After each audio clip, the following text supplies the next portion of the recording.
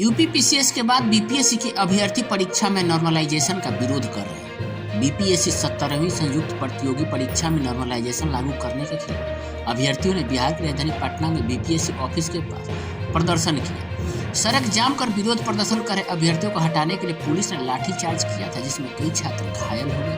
हाल ही में UP PCS और RO भर्ती परीक्षा के अभ्यर्थियों ने नॉर्मलाइजेशन मेथड लागू करने का विरोध किया था। हालांकि विरोध प्रदर्शन के बाद यूपी पीसीएस ने इस फैसले को वापस ले लिया था। आयोग द्वारा मांग स्वीकार होने के बाद अभ्यर्थियों ने अपना विरोध प्रदर्शन वापस लिया था। यूपी पीसीएस ने घोषणा की थी कि पीसीएस प्रारंभिक परीक्षा 2024 जो 22 दिसंबर को 2 पालियों में आयोजित की जाएगी। वहीं बीपीएससी अपने फैसले से पीछे हटने को तैयार नहीं है। आयोग ने साफ कहा है कि बीपीएससी 17वीं सीसी परीक्षा 13 दिसंबर को अपने पुराने फॉर्मेट पर ही होगी।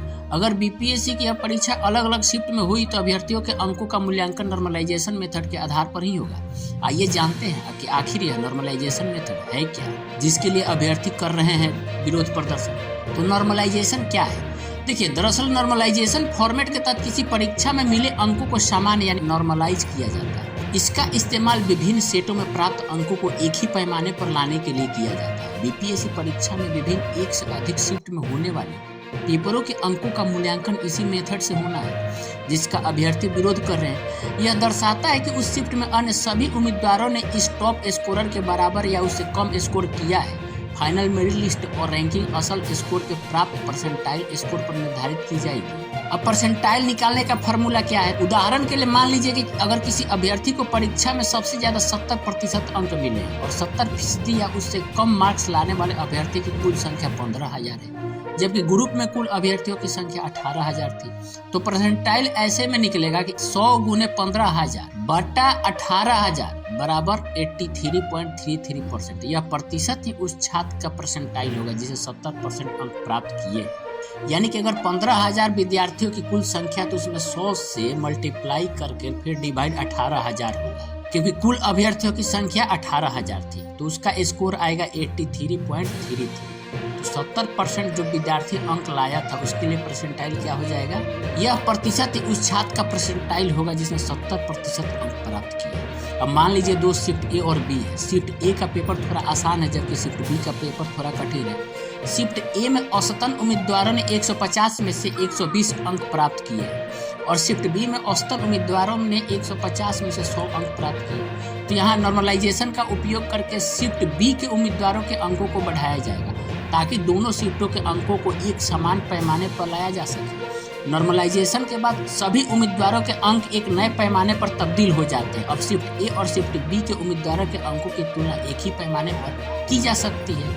अब सवाल उठता है कि नॉर्मलाइजेशन क्यों किया जाता है? तो इसका सीधा सा अर्थ है कि विभिन्न शिफ्टों में पेपर का कठिनता स्तर अलग अलग होने के कारण बिना नॉर्मलाइजेशन के एक ही अंक प्राप्त करने वाले उम्मीदवारों का प्रदर्शन समान नहीं हो सकता। नॉर्मलाइजेशन यह सुनिश्चित करता है कि सभी उम्मीदवारों को समान अवसर मिले और किसी भी उम्मीदवार को केवल इसलिए नुकसान न पहुंचे क्योंकि उसने एक कठिन शिफ्ट में परीक्षा दी थी। नॉर्मलाइजेशन के माध्यम से अंतिम मेरिट सूची अधिक सटीक होती है।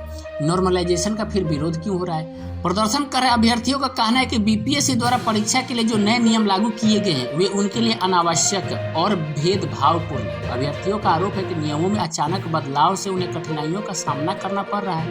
वे कहते हैं कि इस बदलाव से उनकी तैयारी पर असर पड़ा है और यह न सिर्फ उनके मेहनत को नजरअंदाज करता है बल्कि भविष्य को भी प्रभावित कर सकता है। बीपीएससी का मानना है कि परसेंटाइल और नॉर्मलाइजेशन मेथड से पेपर लीक को रोका जा सकेगा, क्योंकि इसके तहत आयोग अलग अलग सेट के प्रश्न पत्र तैयार करेगा।